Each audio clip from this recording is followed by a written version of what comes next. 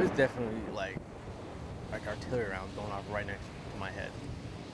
You see those tents off in the distance? Just last year, 23 Fort Stewart soldiers were training near that base operations center when a lightning strike occurred. Here are three of them: Lieutenant Alexander Waken, Specialist Michael O'Brien, and Captain James Waken. I just felt it's like a sharp pain, like a sharp stabbing pain on my right leg.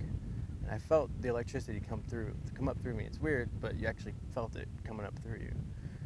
And then I just had like a huge, sharp stabbing pain in my right leg.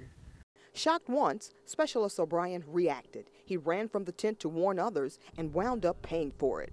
I touched one of the vehicles to open a door to get them out, and I received another shock.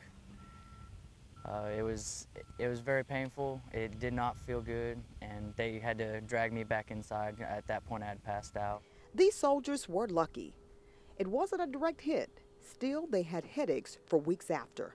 And that's something you have to realize. Lightning can still get you even when the storm is up to 10 miles away. So here's something simple to remember, and it can save your life.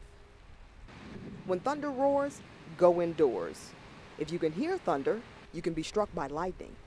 Use the 30-30 rule. First, when you see lightning, if you hear thunder in less than 30 seconds, the storm is within 6 miles and you need to be inside. And stay indoors for 30 minutes after you hear the last clap of thunder.